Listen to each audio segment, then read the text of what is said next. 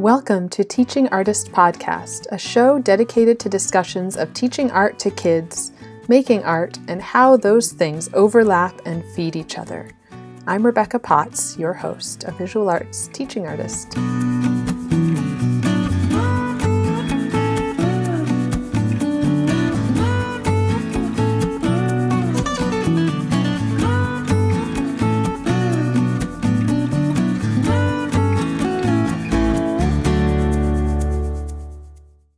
As I reflect on 2020 and plan for 2021, I oscillate between excited and hopeful and overwhelmed.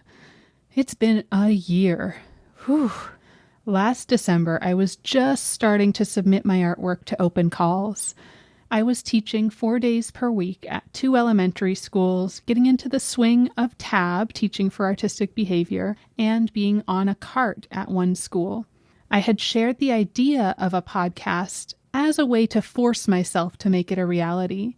I, like all of us, had no idea how 2020 would change everything. It has been a challenging year, to say the least. Those of you who have suffered through illness and loss, my heart goes out to you. All of us have upended our lives to some extent, whether teaching online, on a cart, in a mask, or losing work. Some of you, like me, have also been helping your children through online school, while somehow continuing your own work. It's a lot. Many of us have also begun to more directly confront racism, and I hope this winter break has provided a little bit of downtime just to de-stress. What was your life like a year ago? How has your art practice changed? What about your teaching practice? I've been thinking about all these things. While I have no delusions that things will dramatically change when we wake up on January 1st, there are reasons to be hopeful. Vaccines are coming, as is new leadership here in the U.S., which at the very least is far more competent and willing to listen to experts than the absolute mess that we've had. I find it helpful to look back and reflect on successes. So what are you proud of? For me, I break my work really into 3 areas: teaching, art making, and podcasting. As a teacher, I'm proud of how I completely revamped my curricula multiple times, learned new tech skills, and continue to improve my videos. As an artist, I'm so proud of how I really went from 0 to 60 this year. In 2018, I started making art again after a 3-year hiatus. Pregnancy and early motherhood were really hard and all-consuming. In 2019, I started applying to open calls, and in 2020, I had work in 13 shows, did a few studio visits and artist talks, sold some work, and will be a represented artist with Stay Home Gallery in 2021. I developed techniques in a new-to-me material, and I'm feeling excited and confident about the direction of my work. Now, no matter what you've accomplished this year, take a moment to just reflect on what you're proud of. Whether you barely made it to the studio amidst the overwhelm of teaching through a pandemic, or maybe you kicked it into gear, you found yourself with extra time and you really forged ahead with your art career. As for podcasting, I'm still a little bit amazed that I actually made this happen. I've spoken to over 40 artists this year. A few will be released in the new year. I am so grateful to all of these artists and honored to share a part of their stories here. Every conversation has inspired me and pushed me to keep going with all 3 areas of work: teaching, art, and podcasting. I hope these conversations also inspire you. And you, my amazing listeners, have also inspired me. I'm just blown away by the encouragement and feedback I've received. I love hearing from you, and I am so, so grateful for your support. This 40th episode will be the last one of 2020, and I'll be sharing some of my favorite moments from the episodes released this year. Before I get to that, I wanted to also share a little bit about the ways this podcast has grown into more than a podcast. When I dreamed up the idea a year ago, I really wanted a way to highlight artists who teach kids and bring a level of respect to our art practice that I felt was lacking, while also valuing the passion we bring to teaching. As the world moved online and I saw more and more online art platforms popping up, I thought, maybe naively, that creating an online gallery can't be that hard. I used to do web design as a side gig, but, this is actually a lot harder than just designing a website. I reached out to Maria Coit, an artist, middle school art teacher, mom of 3, and founder of Curated for Kids, and we dove into starting an online exhibition platform. We curated an exciting exhibit in the spring featuring 9 incredible artists and offering lesson plans to accompany the exhibit. We just wrapped up our first open call, and it was amazing seeing submissions come in. I cannot wait to share these artists and artworks with you in January. Our juror, the amazing Chloe Alexander, is looking through submissions now, and we'll be sharing more soon. I'll also be sharing some tips for applying to open calls on Instagram, so make sure you're following us at Teaching Artists Podcast. Having this platform to share artwork and support artists is such a dream. In addition to continuing the interviews and hosting more exhibitions, I'll continue to feature artists as a way to share more work.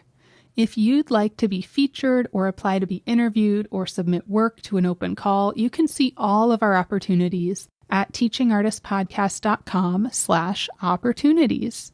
Okay, so I've pulled quotes from several episodes to share bits of all 39 of these conversations. I've also been looking back and wanted to share some interesting commonalities I noticed.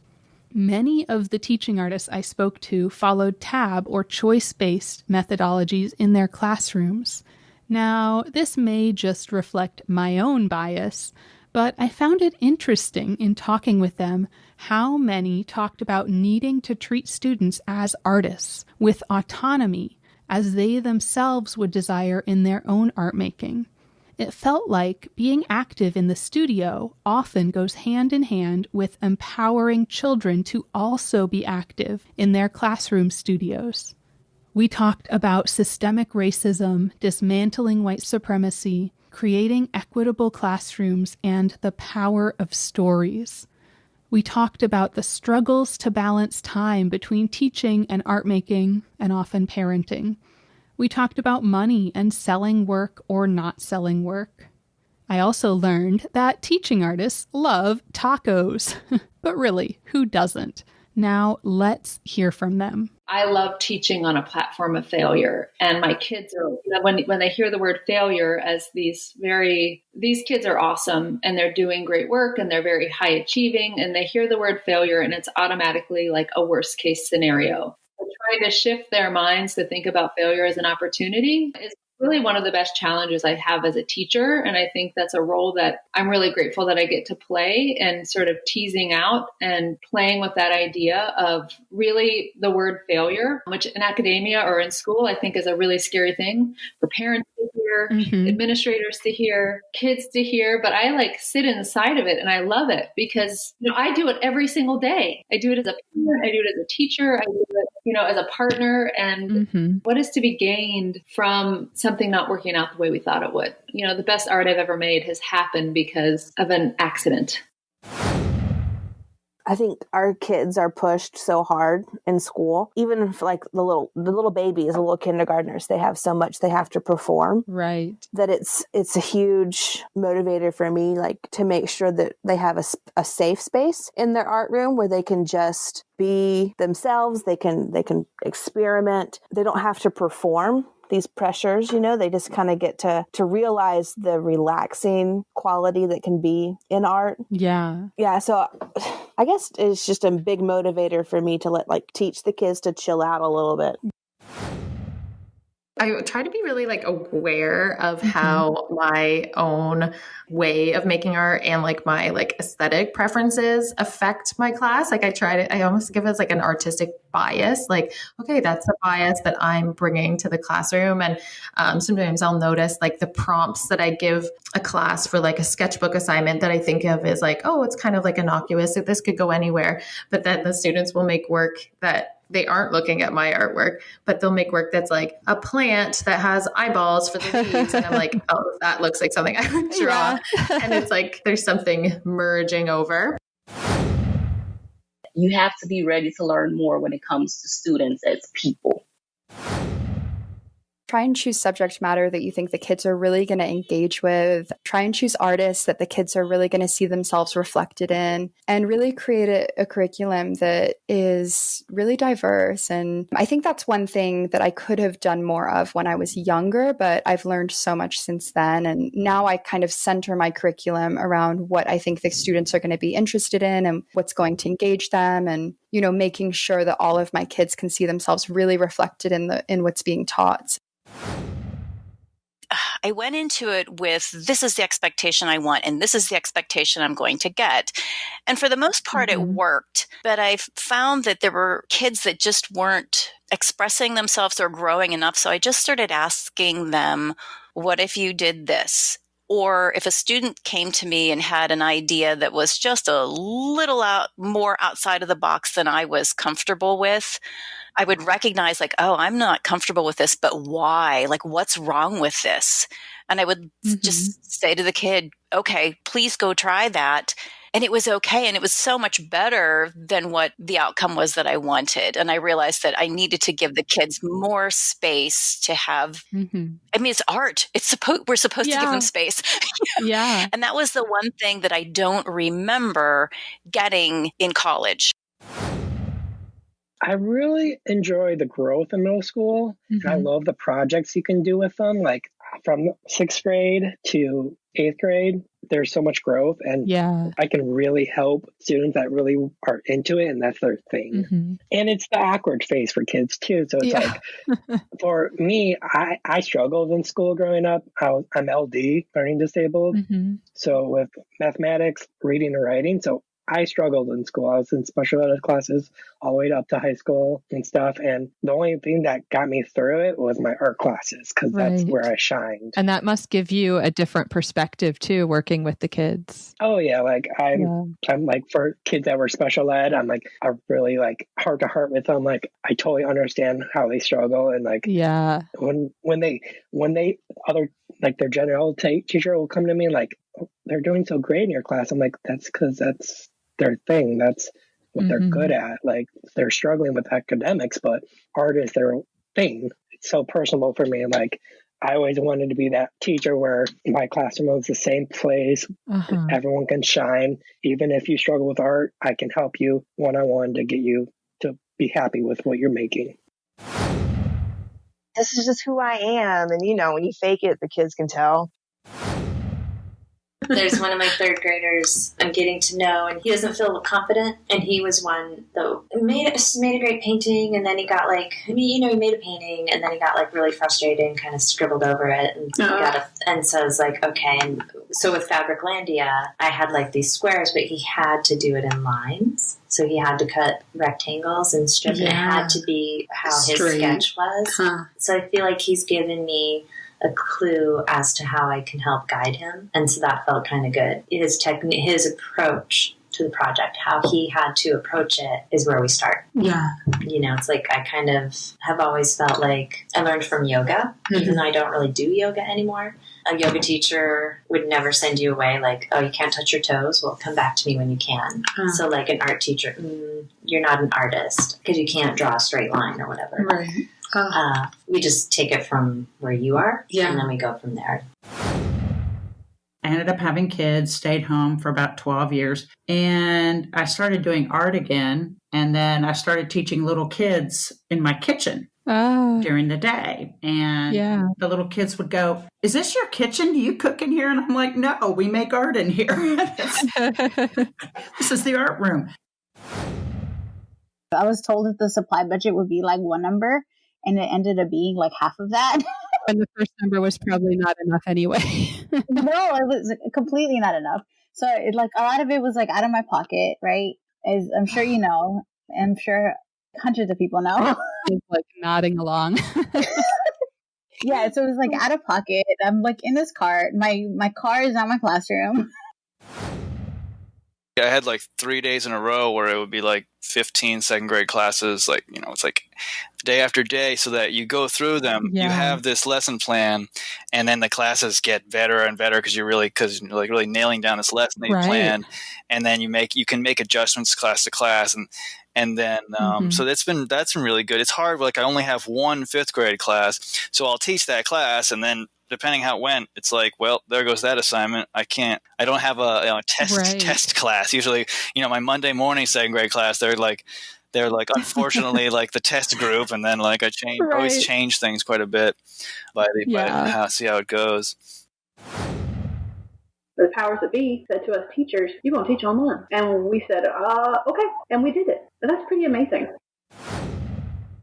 I've been teaching like an artsy comics class through the Armory with 7 to 11-year-olds, and they just seem pretty unfazed, and they seem pretty excited to be making comics, like even though it's kind of strange to be doing it remotely. Yeah. And I think once the mandate came down, and it was like mid-March, my college class at Art Center, which was graphic novel focused, switched to online too. And that was surprisingly like smooth.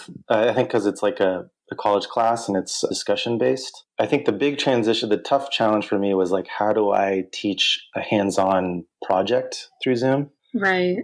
Which I know you've had to deal with as well. Yeah. So that was the toughest thing for me. Like the discussion stuff seemed like it lent itself pretty well to Zoom, but the showing step-by-step instructions on how to make something was a little more difficult. Did you do any that were more like asynchronous videos? I did with PS Arts. Yeah, it's hard to even keep track myself. So right. If anyone's listening to this, they're like, what does he do? And like, how many different jobs? And right, piecing it all together. Yeah, I have to remind myself every morning, like, what am I doing today?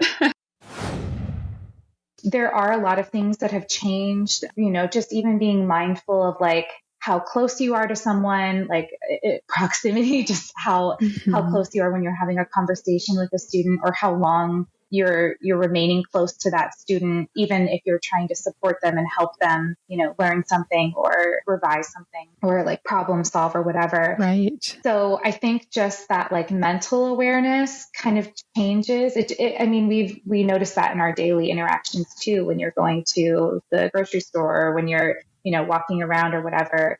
Everyone's just very aware of that proximity, which is something new, because I have still a pretty large class size. It's definitely been cut down. I usually have like 24 students in my room. So it's still a lot of people, but I think we have sanitization processes.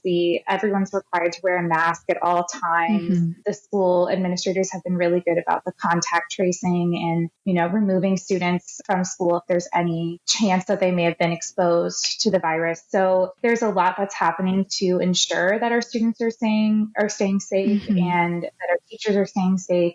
So once you like kind of fall into that routine, teaching is still teaching. You're still interacting with the students. You're still problem solving on a daily basis. You still have some of the same issues that you would have had regardless.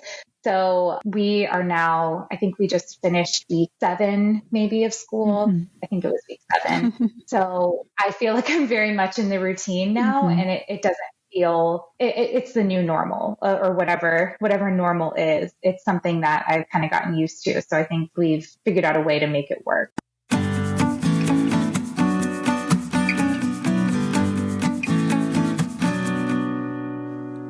One thing that I love about EC, or early childhood, is that it's really process based. Yeah. And I know a lot of art is, obviously, but it's so in your face when you're teaching 3 and 4-year-olds. And you just really begin to see like, yeah, this is about play and exploration. And so their like excitement about making like completely changed the way I approached my studio. So while it was a huge shift in like what I was used to teaching, it just kind of really opened me up to like whole new range of possibilities that I wasn't really considering before. Yeah. So it was good. I'm not going to say it was easy. I mean, they have so much energy, but they're so fun. They don't edit themselves. And they just, they also think you're a rock star, which really feeds into your ego.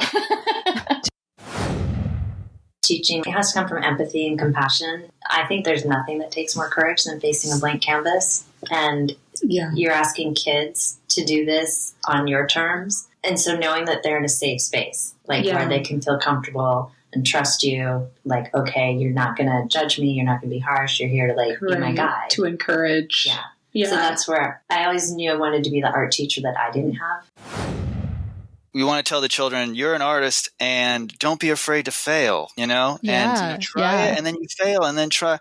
But I think that's part of the reason why we need the step-by-step thing, is because when you get older, you tell the kid, well, if you fell down the bike, you'll just get back up and keep riding. But then when you're an adult, it's like, if I fall down the bike, that's not really an option. It's going to hurt too much. Yeah. And if I fall down trying to make this art, it's just too painful for me and I can't go there anymore. So I think that's why we tell the kids, it seems obvious, like, well, you got to fail, you have to fall and you got to get back up and keep trying.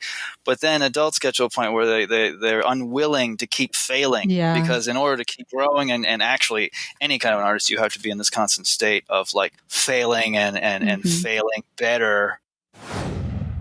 I think sometimes they expect things to just be right the first time artistically. And so it's hard for them to break out of it needs to look this way. If they say, I can't do that, and then all you need to do is say, you can't do that yet. That word yet, once you add that, it opens you up. It opens your mind up to so many other possibilities. I think the big thing is to find what you're passionate about, where your interests are, and then think about your lesson and then think about it as two paths, like how to bring in your passion to teach your lesson. And as teachers, we know, even at whatever age you are, we always need a guide for something that's new to us. It's okay to learn from other people. We should always be learning. This is why I was teaching art, because I am an artist. You really are an artist. It's important that children know that artists, they don't just exist in a vacuum or hidden away in a museum, or, that they're live and vibrant and in your community. We really need to learn how to have difficult conversations like this and how to talk about illness and not be afraid. And a project really helps to do that. So you're not bringing the institution into your home. Rather, you're using the context of your home for learning to emerge. Once I started giving myself grace about my weaknesses and letting people know up front that, I am dyslexic, but I can function just like anyone else. Just give me a chance. And there's also things that I can see more clearly because of the deficit in one area. There are heightened things in other areas. There's been a lot of times that I've just felt so grateful that I feel like I stumbled into my passion, like another passion in my life, like something that was kind of always missing, which is like a really powerful feeling to have. Education is that it's what's left after the information is gone. It's the feeling that you're left with. That's the part that endures and that allows you to carry your education on through adulthood, I hope. Having these types of conversations and pushing that needle and advocating for ourselves. And I think it's all really good. This cultural idea of an artist is a person who sacrifices everything for their craft, is obsessed, is nothing else but an artist. And I really feel like that's unfair. I think it's unfair, it's unrealistic, and it's kind of, it's a real male-oriented viewpoint. While growing up, art was always a hobby, but that was just something I love to do. But I never thought it could be anything more than that, like not even in my wildest dreams. Yeah, I didn't go to art school. And if you ask me why, even though I loved art so much, because first of all, where I grew up, the education system was designed in such a way that after elementary school, art was not even a subject. It didn't exist in, Wow. it didn't exist in middle school and high school. So as a child, you didn't even know that someone can be an artist, and I'm not exaggerating. What is that connection between idea and execution, and how does that then become art? And then who owns that? Like, who has ownership over that? So all of that gets kind of muddy and interesting to think about. You have to make a lot of crap before you get to the beautiful work. And, sometimes we're afraid to get started because we don't want to go through the pain of what it feels like to make that crap. Yeah. But then the more crap that you make, the closer you get to the beautiful things. And I feel like creativity never runs dry. It's like the more you use it, the more you have. Mm-hmm. The more you exercise those muscles, the more that spills out of you. If you have issues with control and you like to control everything, you should do some pottery because it'll help you sort of release and relax around the control issues. Yeah. Especially since with pottery, it's a little more difficult to have full control. We don't have to be in these tight little boxes anymore. And in fact, none of us actually fit in those boxes. And if we can have these tools and some guidance and encouragement to start to take things in new directions and see what else we're capable of, it's just endless what's possible. We spend so much time being hard on ourselves and not being happy with the way we look or with what size and shape we are or what we're doing. Once you get sick, that stuff doesn't matter anymore. And if that's something I can give to somebody, that's my gift to you, is that start your self-acceptance now. I'm one of those artists who's not above stealing ideas from other people. I'm all about how do you steal an idea that you really love, but how do I make it my own?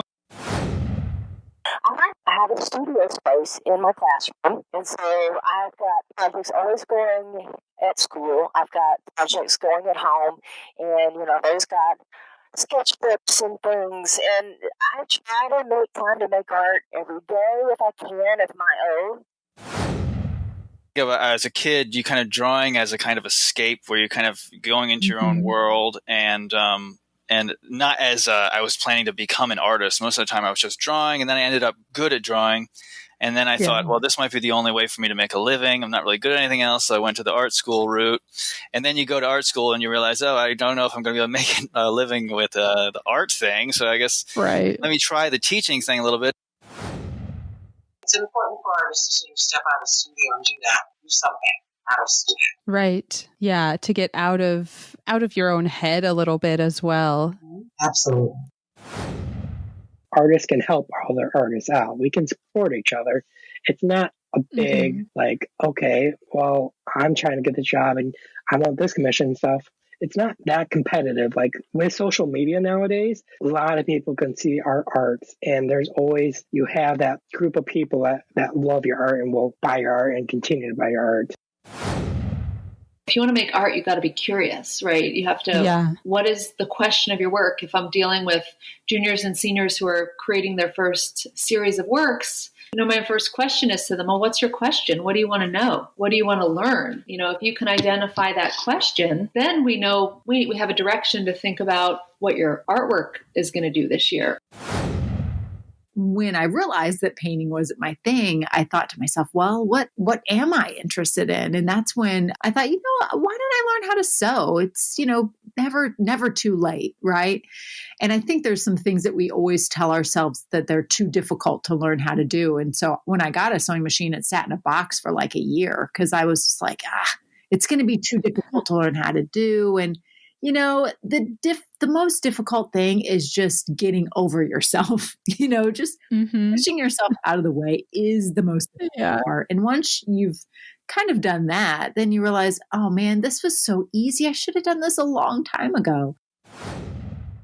For the longest time, I thought that I just shouldn't be creating. I should be focusing on my lessons. It was a waste of time to be working on these things that were a quote distraction, taking me away from planning out projects and stuff like that. It's not a distraction. I mean, even if it doesn't tie in with what you're teaching, it's just, it's a form of self-care. I think that we have to make sure that we keep ourselves in mind and our passions in mind and keep pushing towards those and keep pursuing those. We can't let that go, even if it's just sitting down for a little while and creating something small, something that just is satisfying to you and you alone. It'll make you a happier person and a happier teacher because of it.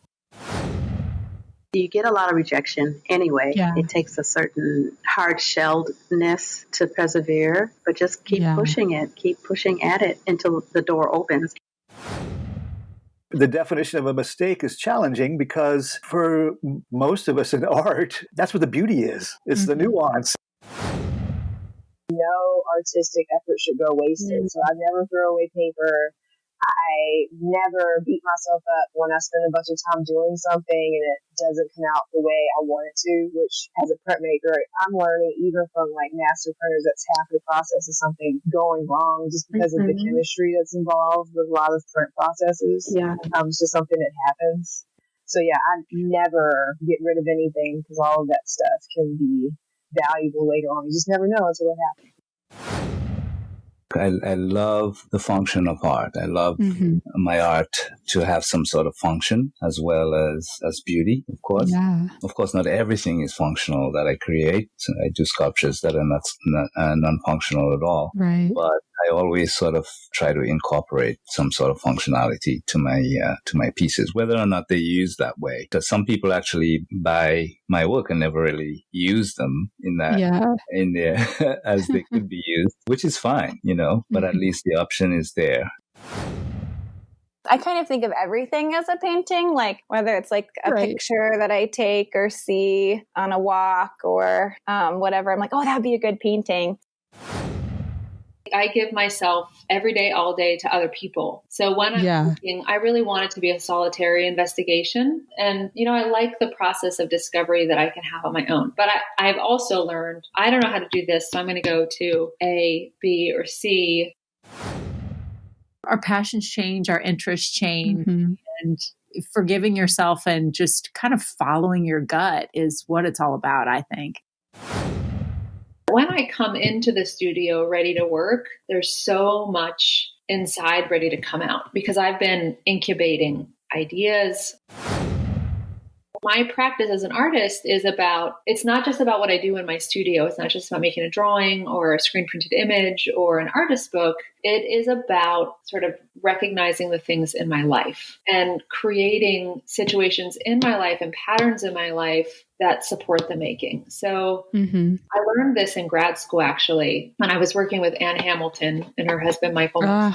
Yes. It was so fundamentally essential to thinking about being an artist as more than just somebody who works in a studio. And everything that I learned from them was surrounding the idea, not of being an artist with capital A, I don't think, but it's about sustainability. And so one thing I learned was that learning how to make bread and the ritual of all of the parts of that process was a form of making. Yeah.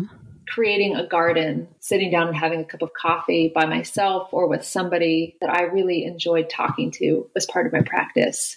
Just moments of connection to something outside of myself was a part of my practice. So it's really about building ideas about sustainability to kind of keep me going. And also giving myself a tremendous amount of permission to not come to the studio because I put a lot of pressure on myself. I yell at my kids all the time about being perfectionist, but I am the worst. I am a total perfectionist. I think, like I put so much pressure on myself to be good at everything that I do. And, that's unrealistic. As a parent, I'm like, you can't be good at A because you've never done it before. Yeah. But that doesn't mean you can't be good at it if you go out and practice.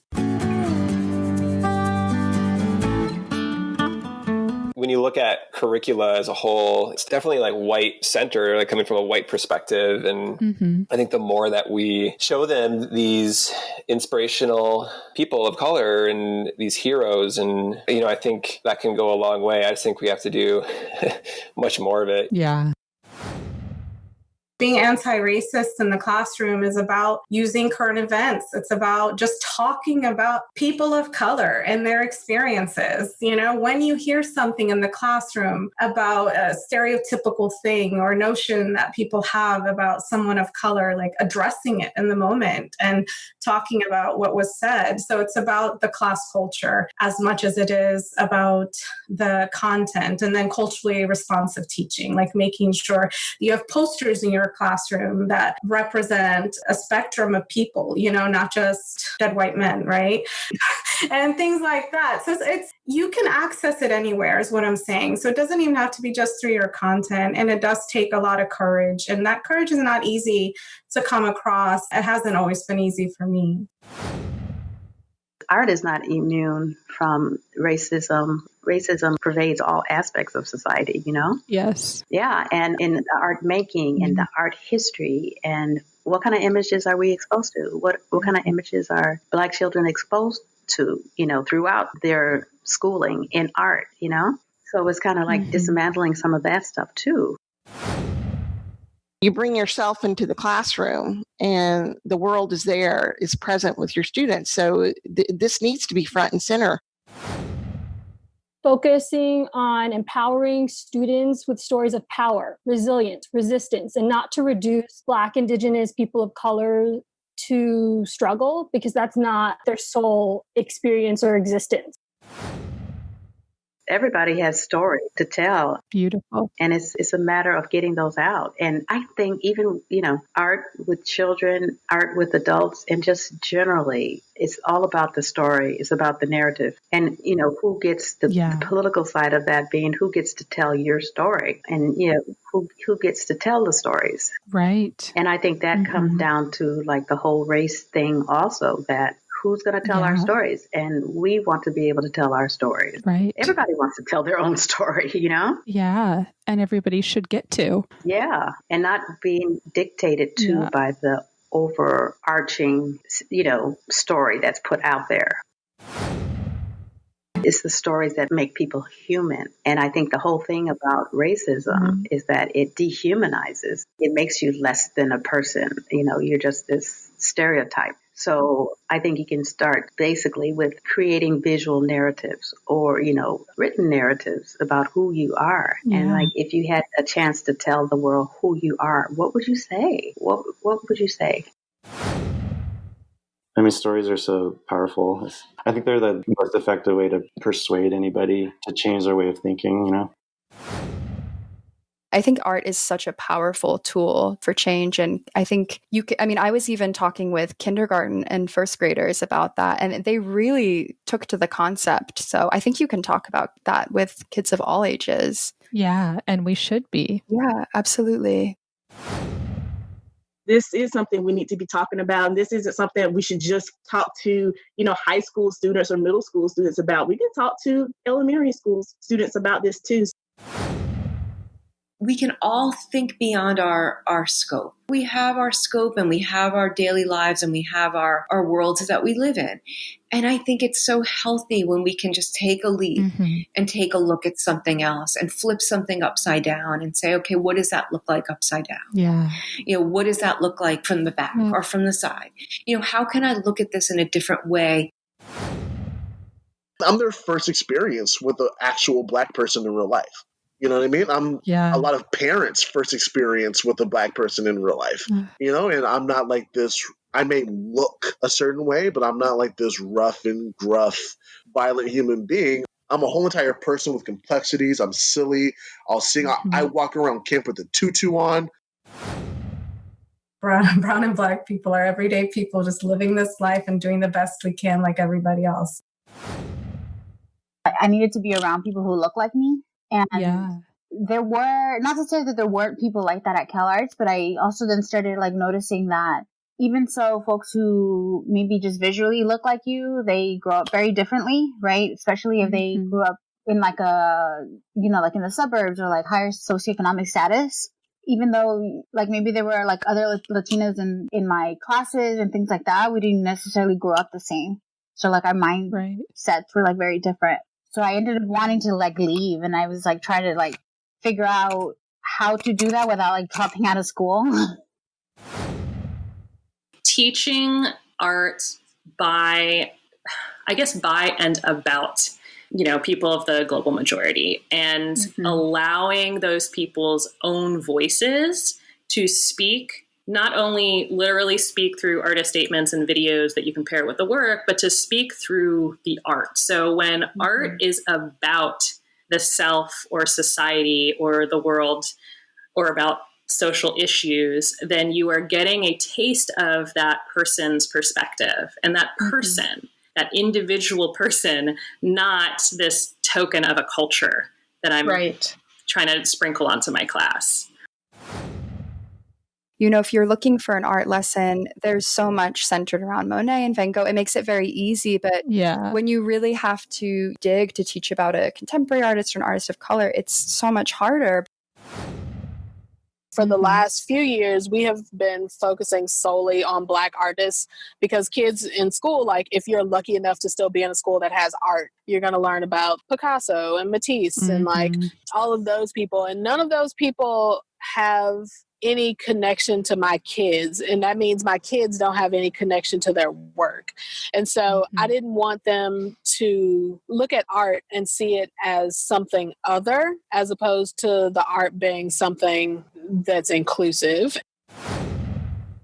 Make your projects centered around what's happening now, and then contextualize what's happening now with history. Like we're all history teachers.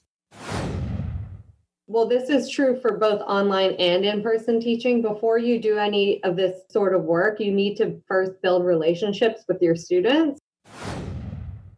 Another thing that's really important, and this is for all teachers, not just art teachers, but paying attention to discipline and who is getting called out more often, who is getting, you know, reminders about their bodies or their voices or how they're using materials, because there's so many disparities between suspensions and things like that. And I think that can definitely happen in the art room too.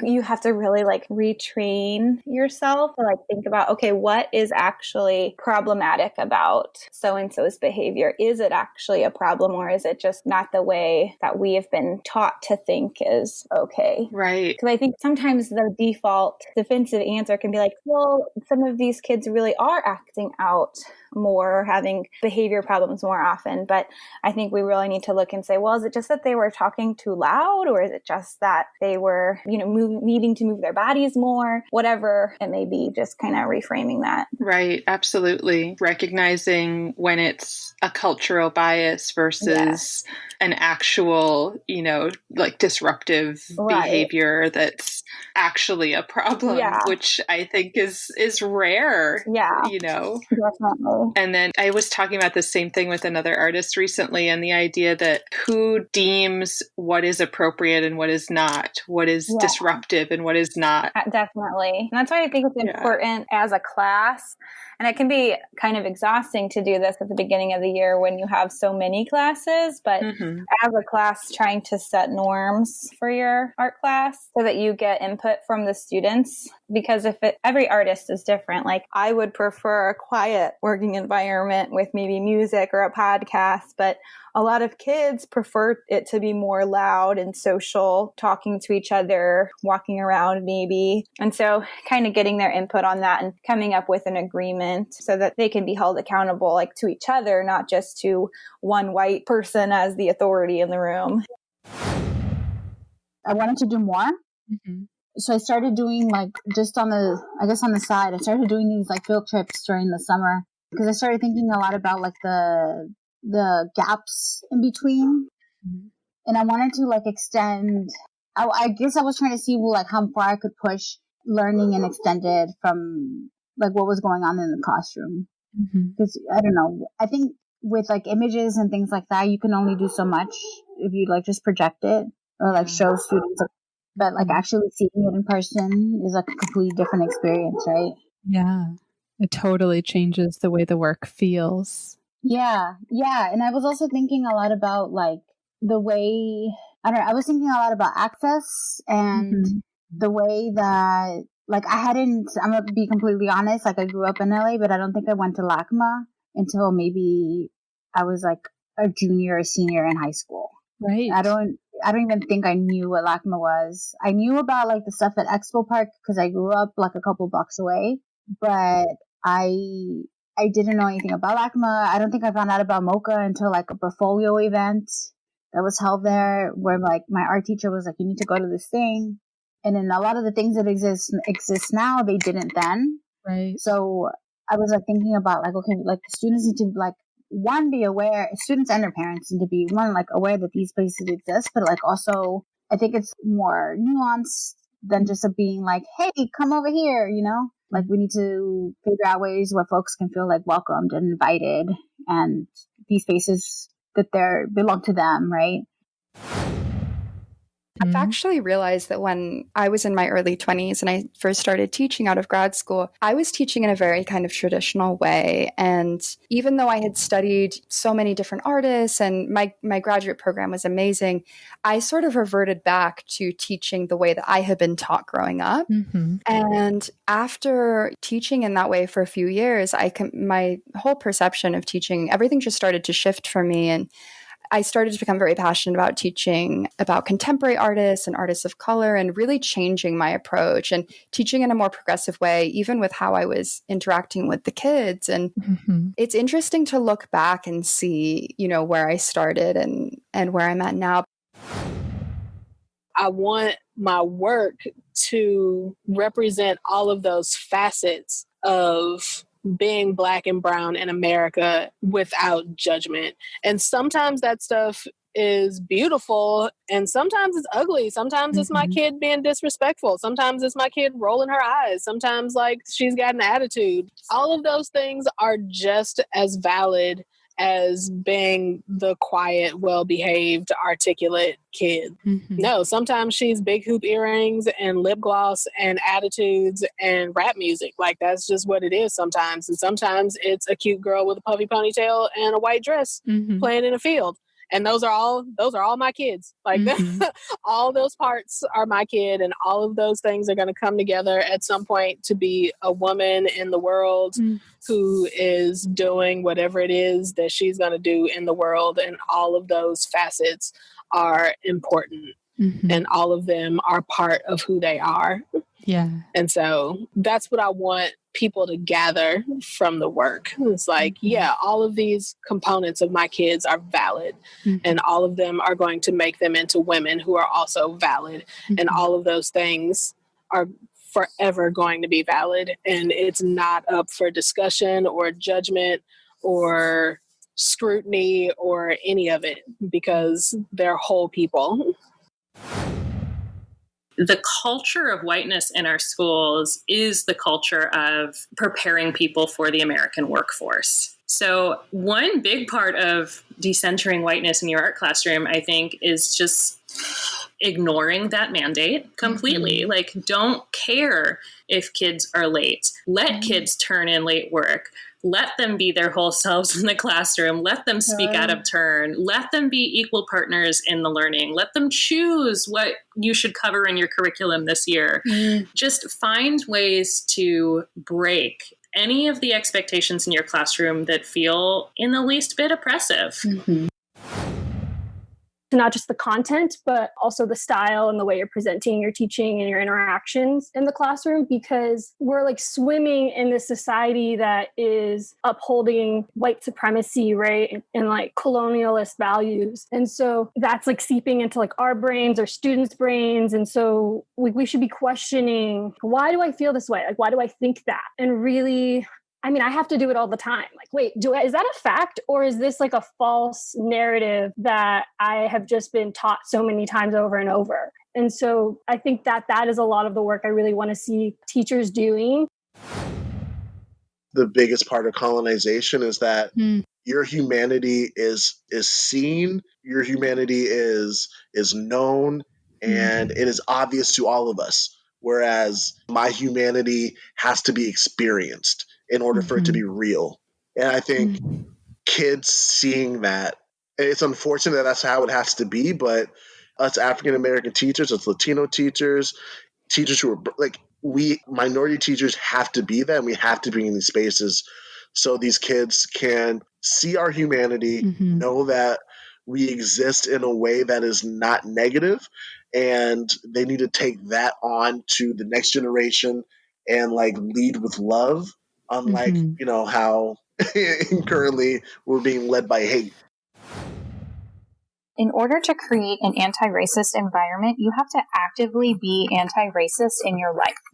There isn't a curriculum to follow. There isn't a formula to follow. There isn't a checklist to follow. This work has to be embedded into your everyday life, and it has to be something that you do because the kids know.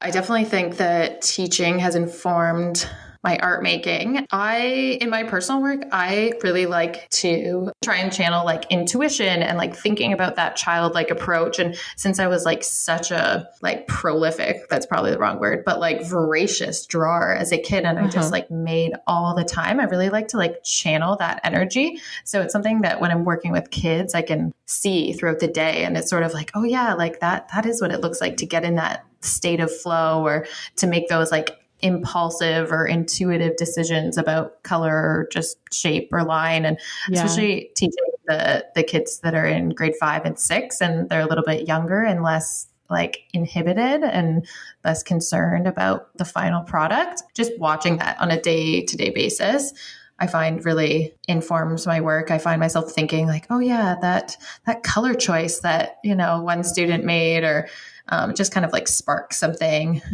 for me, just seeing their process, and they're just in that childlike, wonderful state. And I think just like being exposed to art at my quote unquote day job or part-time job is really influential in what I'm making in my home studio, because I'm just surrounded by art all the time and thinking about art and looking at art history. And it's just like, I'm just surrounded, and it's just like my whole world. And so then when I go into the studio, it doesn't feel as much like switching over brains, like, oh, okay, like that job is over now. Now it's time to do something else. Like it's all flowing into each other and back and forth. I think any teacher will say that they learn so much more from their students than they, than they ever thought. And I know I feel that way about my students too. Being able to spend so much time around like a bunch of children engaging in art, because you realize how much they see everything with like new eyes, that they're seeing so much of this stuff for the first time. And I guess sort of relates to what you were saying about like, something so well that you might like skip steps in instruction. It's like they see so many things fresh. And I do think that maybe hopefully that kind of rubs off on me, and I'm able to like, I do think that's something that like a lot of artists have in common, is like this awe at the world for like these things that a lot of people maybe don't notice or that seem really common, that artists will be like, oh, wow, interesting. And that is like sort of this like childlike vision in a way. One of the things that I get the most out of it is I get such a joy watching them create and just getting into it. I think that's my passion about it. It's just to see them get so involved in it, not realize they're learning the stuff. They're just doing. Yeah. I wish I could create art that way without overthinking it. I was very concerned with the product and the end product and making sure everything was perfect. Yeah. And when I kind of stepped out of that, I just was starting to have so much fun. Yeah. And my work got to be much more like fluid. And I was, I would just make tons of things. If I didn't like something, it was like, okay, no big deal. I'm moving on to the next thing. Right. And really just trying to like adopt that spirit that my kids, that I saw my students, how they work through creative challenges or problems in their work. Yeah. Really, really changed the way I started looking at the problems in my studio practice.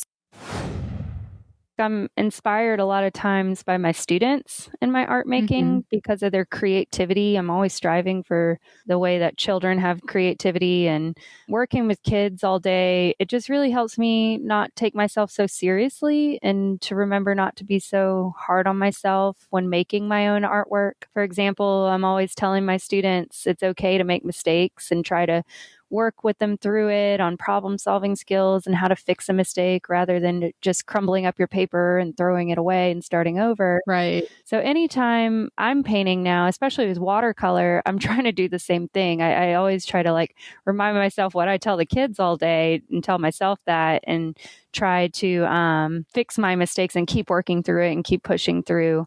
And I've kind of found that a lot with my students' work and how I teach them. So it kind of overflows into my own artwork. Right. Sometimes it's really hard to take your own advice. Yeah. And I always tell them, you're always your hardest critic. My art making helps my teaching. I would say it the other way, because I kind of implement what I believe in my teaching. From my personal experience, I think every child is an artist in their own way, and if given the right guidance and opportunity, they will discover their creative world definitely and experience the joy of making art.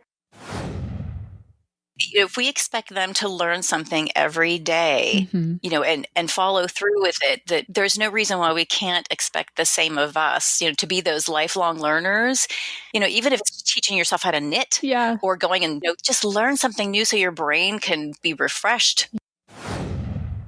I can see them struggling with the creative process, but know that it's the right struggle. I know what they're going through, and I think that helps me to empathize with what they're doing. And even though it's little kids, they still have a vision, and going through that, I think, helps me to see that. And also, I think just, when they're working, I'll sit down and work next to them. I'm totally more into the art making process than the final results, even in my own artwork. I love the decorating. I love the building part. But then when it comes out of the kiln and it looks cool, I'm like, cool, but it's done. And I want to move on to more the making part. Yeah. And that's kind of where my teaching also gets informed by that too. It's to me all about just the making process, because that's where you're thinking and you're using skills and critical thinking. When I'm making art, viewing art, I really feel the best in the classroom and the most inspired version of myself. The art informs the teaching informs the art. I couldn't do one without the other.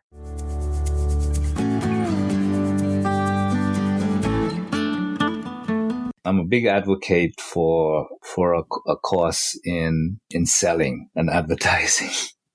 and promoting, and it's interesting how when we go through art school, very often we sort of come out with I know I did kind of had this purist mindset of not wanting to reproduce or mass produce and sort of just have everything originally, made, right, and so on, which is fine, but not always very practical, right? So the artist who creates this beautiful painting could sell that painting for a certain sum, right?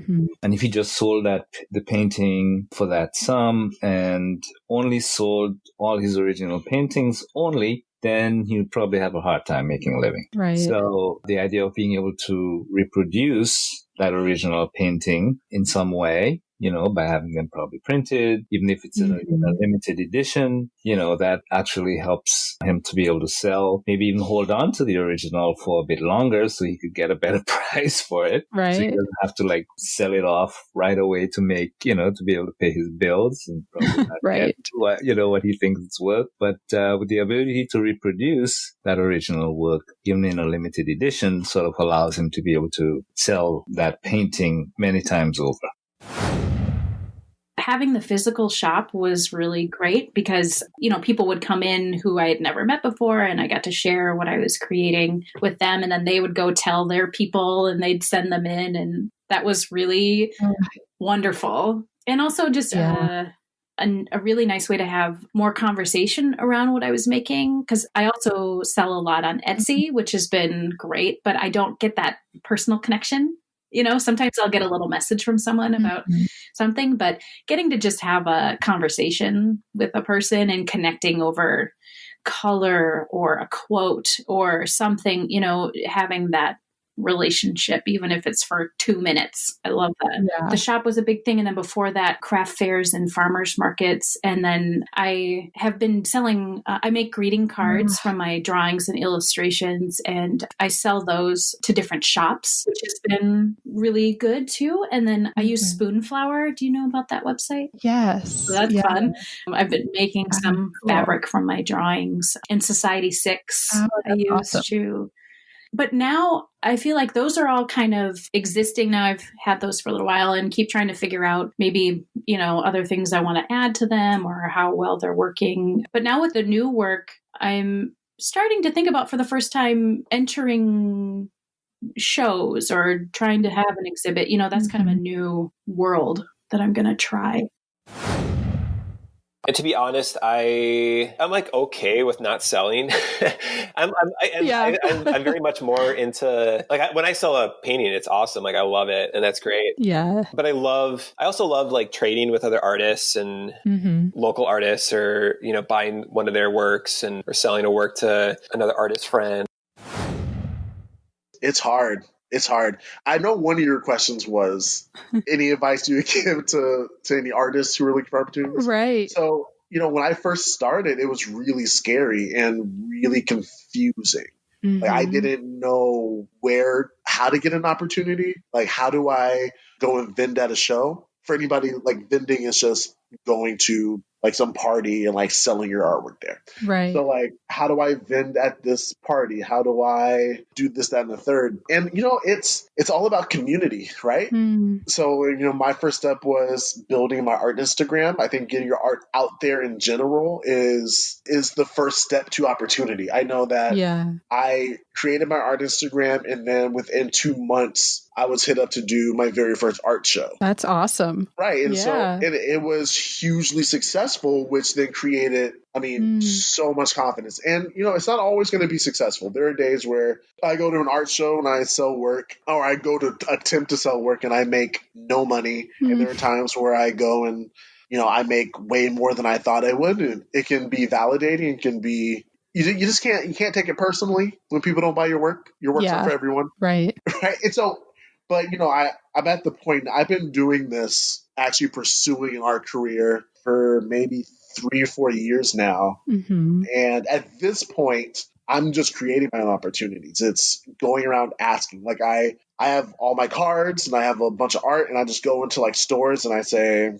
hey, can I paint your wall? And they will either say yes or they will say no. Or I will ask someone if I can be a part of this show. And then you get to a certain point where people start you get a flow of work because people are asking you to be a part of the big cultural things happening in your city. So I think I'm very fortunate in that I think I put in enough work now where I'm very visible and I am being looked at as someone who needs to be a part of this show or a part of this show. So it's all about the grind. And so it's all about asking. It's all about taking the no's. And then eventually people will start coming to you.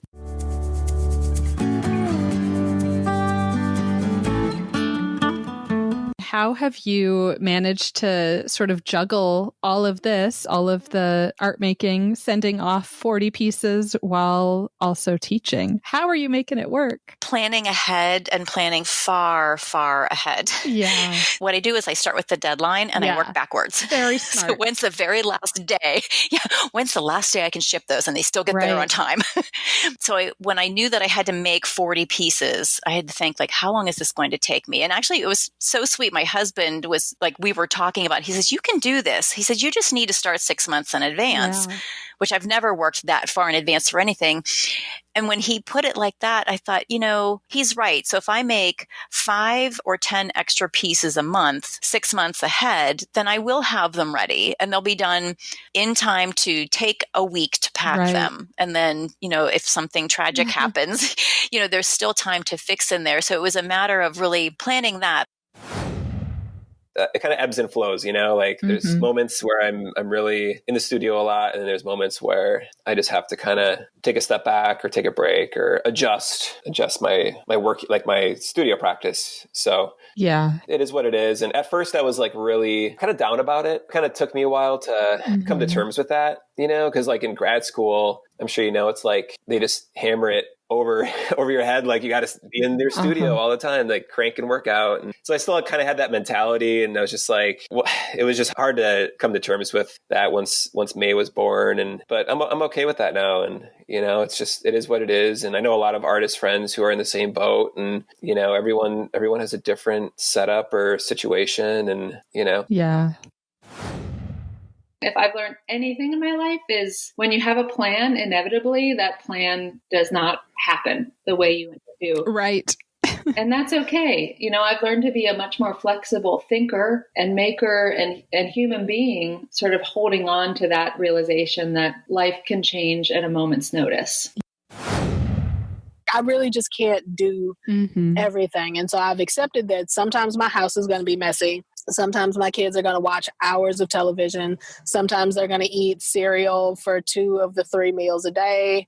Sometimes I'm not going to get any work done. Sometimes I am not the most amazing wife. Like sometimes I'm just quiet and busy and preoccupied with other things. And all of those things are okay because I can't do everything. And if I tried, and when I tried to do everything, I was resentful and burnout and things looked cool, but like I was miserable. And so you just can't do everything and no one should try to do everything. You can do what you can and then the other stuff's not going anywhere. When you say no, you allow someone else to have that opportunity to grow into that role that is not serving you, but it could serve them. Because if you really want to give your own self the opportunity to make art, you really do have to give a couple things up because you can't do it all. You have to validate your time, and it's so hard to validate your time. I just like plan out every piece of my day, but anytime that I'm making art, time just flies and it never feels like work. Yeah, I feel the same way sometimes. I just get totally lost in making. Exactly. Yeah. It's a really good feeling. My brother calls it traveling because he's also an artist. And that when he creates, he feels like he's traveling to wherever it is that he wants to be. If you have a jar and you have only like big rocks and little stones, then you have to kind of pick and choose the big rocks first. You put them in the jar, and then all of the little stones fall into place. And it's a metaphor, but that philosophy is something I still think about when I'm prioritizing my work each day. Yeah. Like, what are those things that I really need to get done? And then the things that I hope will fall into place. That's a great way to think about it. And thinking about that, what are the big rocks for a lifetime versus like the bigger things this that you week, this year. That's a really good point because sometimes if we focus on short-term wins, versus long-term goals as an artist, you want to think about what you want to accomplish over like a 5-year, longer term, a 10-year period. Yeah, I know for me it's been hard sometimes to prioritize when there's just all these ideas shooting out of my head all the time. And I'm like, I want to accomplish this and this and this. And sometimes it's almost too much. So sitting down and kind of almost meditating on those ideas and saying, okay, let's write them out. And then let's choose like which ones are really worthwhile and really exciting and really could become something. Yeah, I think of those as like inspired thoughts. And like whenever you have that inspired thought, you have to at least write it down. Yeah, like get it out. Maybe you'll get to come back to it, or maybe you'll get to implement it right away. Yeah. You know, but I think as creatives, like those are things that we all, you know, when we have them, it's like really important to notice them and write them down.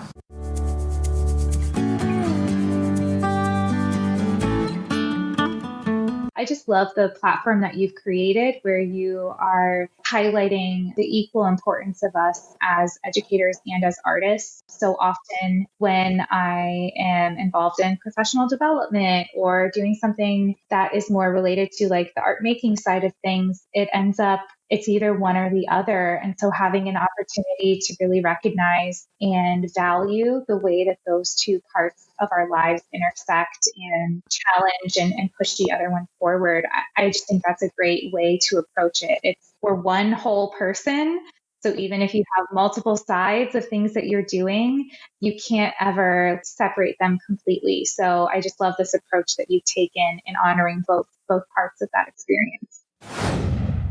All of the episodes that I've listened to, everyone has been, really vulnerable and has opened up about their experience. And I have felt less alone in every episode. Like, there's something that connects me to each person. And I'm like, oh, okay, it wasn't just me. And it just makes me feel more confident in my story and being able to share my story. And so I just want to say thank you to you and to everyone who has shared.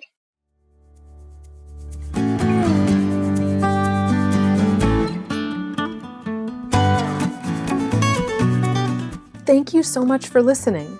As always, you can reach me at Teaching Artist Podcast on Instagram or teachingartistpodcast@gmail.com. Who do you want to hear from? Please share your recommendations of teaching artists.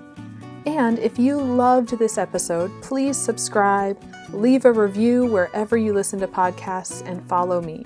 It really makes a big difference. Thank you.